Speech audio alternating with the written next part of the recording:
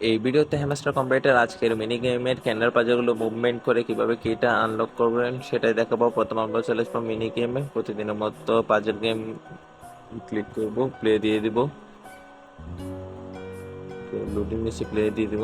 আচ্ছা, এটা মোটামুটি অনেক সহজ আছে, আপনারা একবার দেখলেই পারবেন আশা করি।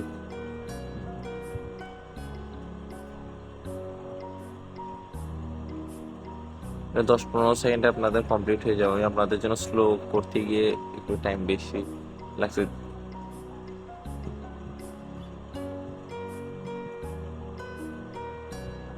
টাচে কাজ করতেছে না।